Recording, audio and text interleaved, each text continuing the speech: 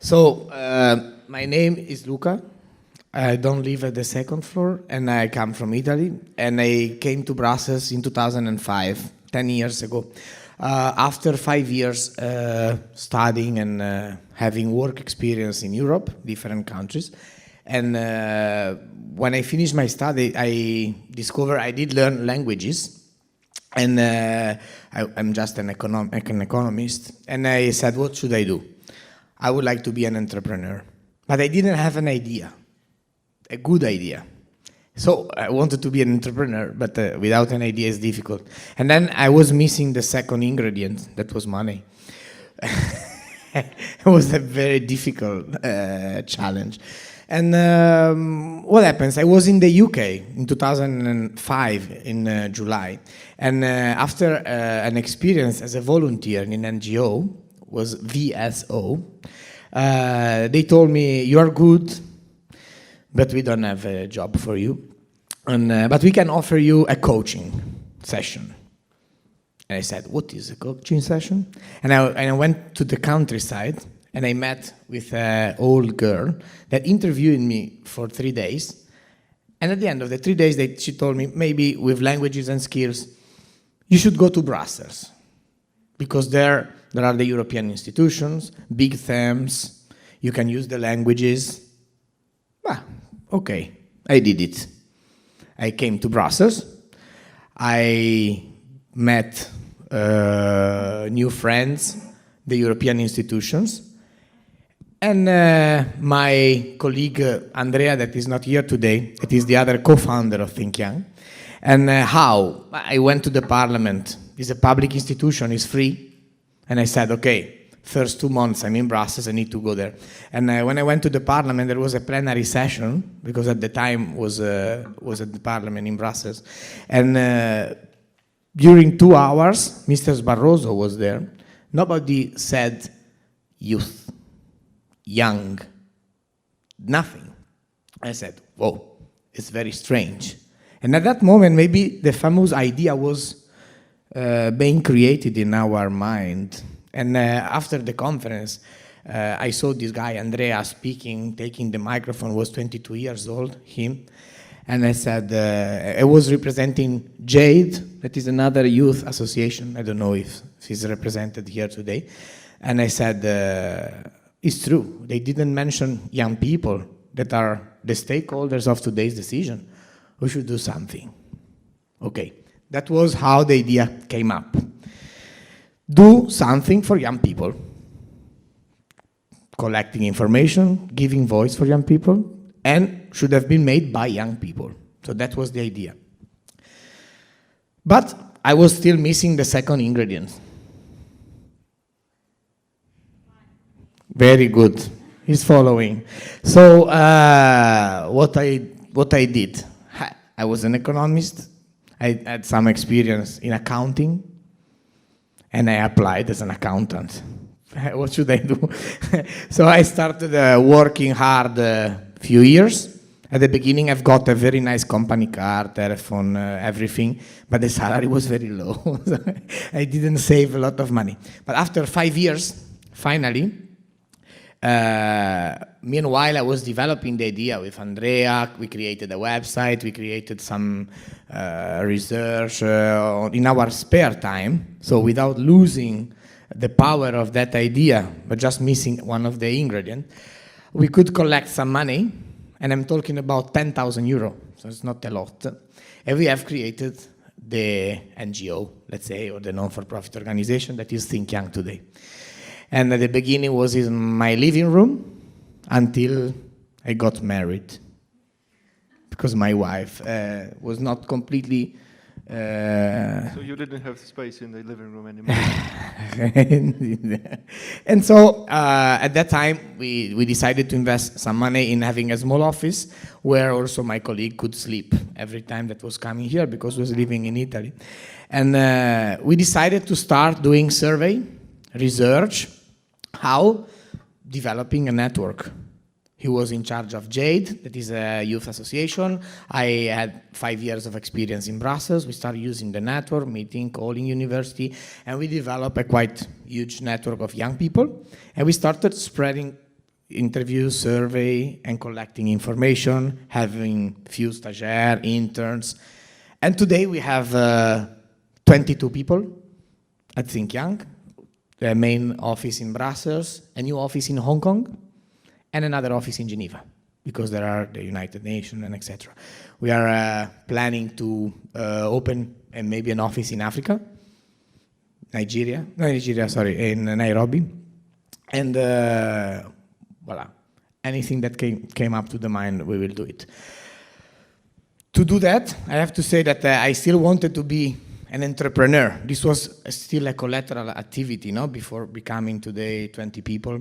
And so I needed to take a decision. I don't know if this could inspire you, but when I became a bit more stable, working as an employee for a big four, for a big company, I've decided to resign and invest some other money in an activity that was not making me crazy and super happy, but was giving me recurrent revenues.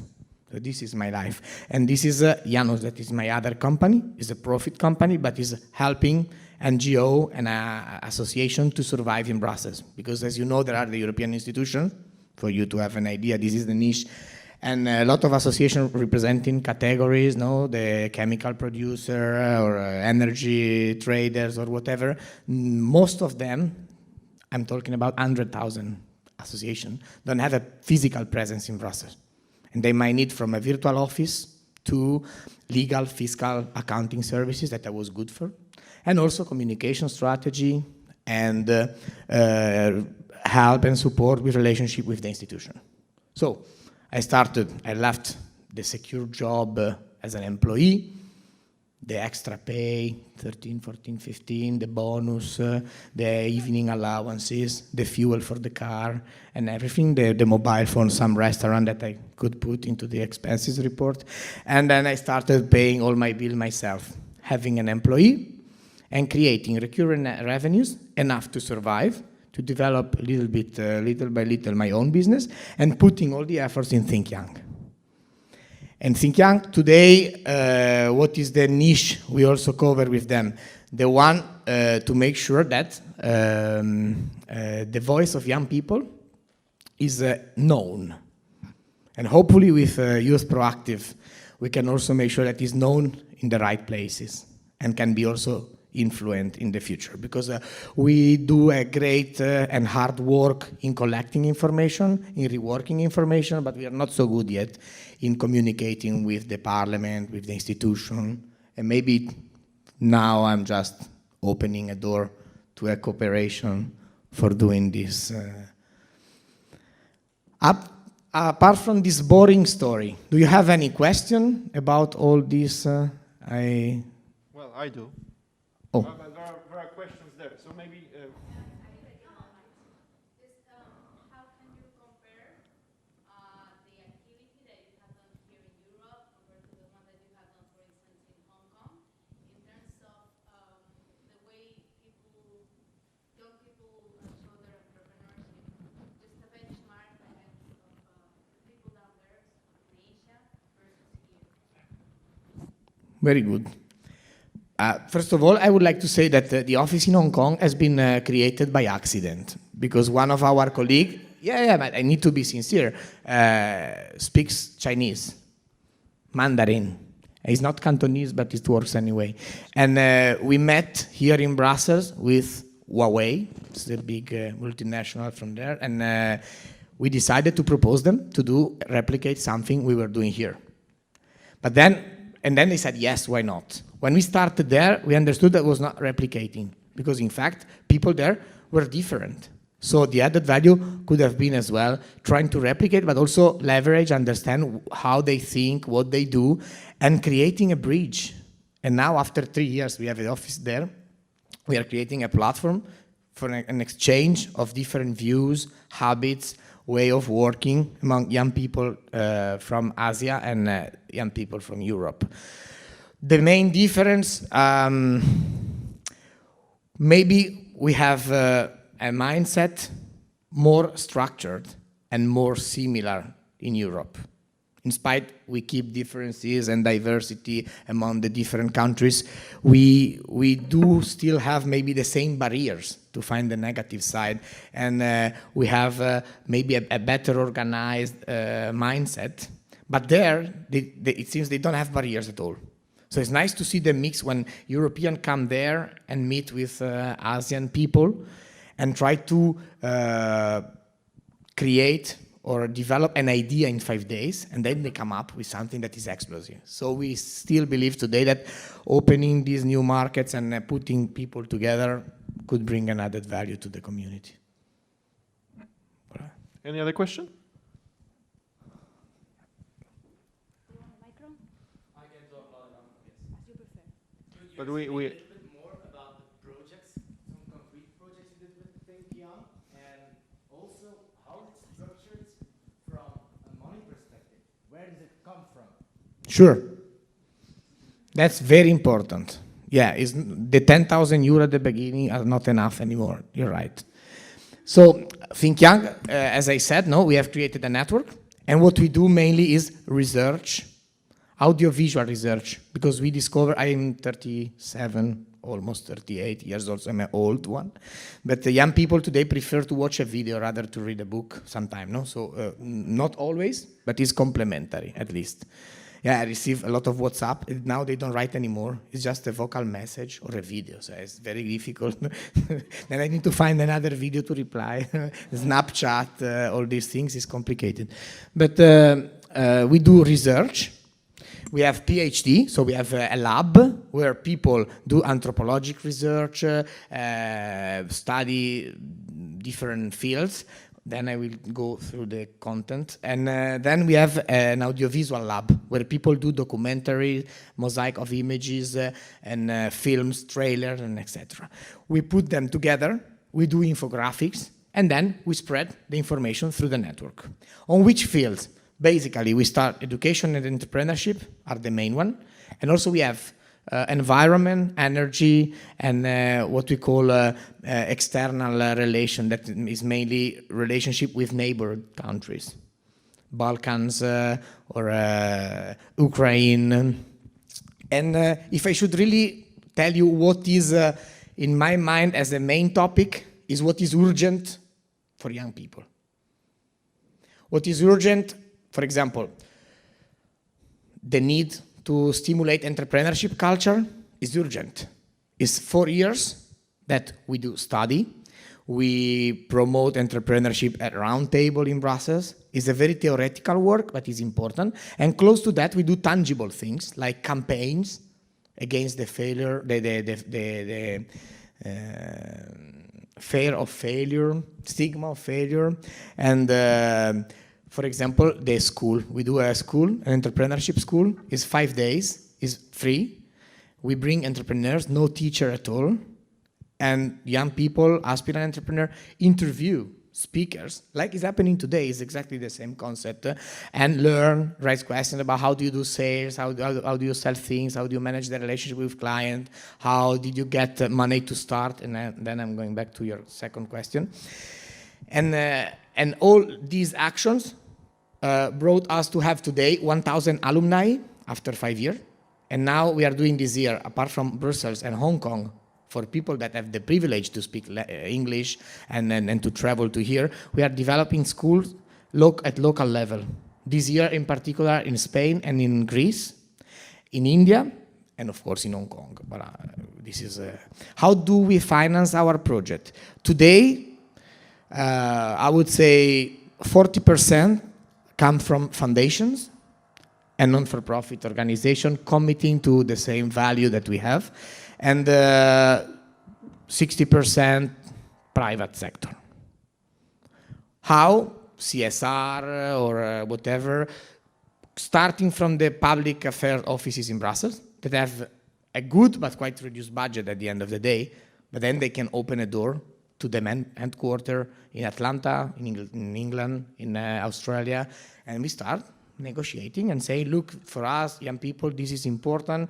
We would like to, for example, I give you 3 examples now.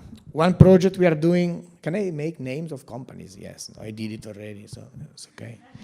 I will be blamed later on. We are doing a nice project with Goodyear on the future of mobility. Of course, what is interesting for the company is also to get visibility and etc. But they don't need it too much. They don't need Think Young or Youth Proaktiv to do it. They maybe need bigger company. But they really want to spend some money to develop things for young people, no? To discover the need of the new generation, the values, if they will buy a car tomorrow, if just rent it, because the car is not anymore a good, it's a service. It's difficult to me because it's tangible, but it's not a good anymore. So they said, okay, what is about your study? Okay, we could collect 100 ideas from different countries, different young people with different background, and then we come back to you, we show you what came up, you give them a nice prize, like driving on the snow 5 days or whatever, and we did it. So this is a type of project. We did a study on the future of the workplace, no? Digitization, digital revolution, maybe is the correct word. And then it was with Tata, it's an Indian company, and said, okay, let's see how people would like to work in the next 25 years, because the workers of today are also the boss of tomorrow. So it's important to see what they have in mind, and how can you get a job, being global, all these things. So we raised questions, we collected the survey, we did some research, we put together. Another one very important is on skills mismatch. Why you study law and then you become marketing manager for Ferrari, for example, no? And then you raise question to yourself, no? And then maybe after 10 years you open a restaurant. So everything is nice, and I think it's the modern era we live, but it's important to understand why you have lost 5 years studying law if you don't use it. So first year was how can we evaluate this? And we have created also, I didn't create it, but one of our researchers, an index to measure the skills mismatch. No? Very humble, but it's a nice index. Then second year, we did the same study, so we also redo it when it's necessary, with a focus on STEM. Now we know everybody, science, technology, engineering, math, the skills we lack in Europe. And the third year that is now, we are repeating again, with same sponsors and more, with a focus on apprenticeship, for example. So how important is to have dual learning on an experience during the high school? A working experience, 1 month school, 1 month in a factory, or 6 months, 6 months. Then to better understand what you would like to do afterward. Maybe you decide not to study, or maybe you decide that that is not your job. Or if you decide that that is nice, when you do it, also from a retention point of view, you will stay longer in the company. So this is another example of what we do. If you don't talk about education and entrepreneurship, another project we are running is on Ukraine. And I said it's urgent. We just ended the project last year on European values and European post-election, 2 projects. What are the new values? Why young people in Europe don't go to vote? Is it still a dream? No? If you read the newspaper and you listen to the radio and read Twitter, I don't, but because I'm not good. Everybody is sad, Europe is bad, the Greek crisis. All these things, why young people don't go to vote, and in Ukraine they use European flags and they get killed because they want to become part of us. Why? And we sent a team of people there, filming, going to the front of the war and collecting information. In total will be 45 days in Ukraine, 3 times 15 days. And our idea is then to create a documentary to be sent to all universities, to all youth associations in Europe, and maybe also in that area, and raise awareness about these things, stimulating the conversation, and maybe with your help, bring into the parliament and do something nice. Okay, these are some projects.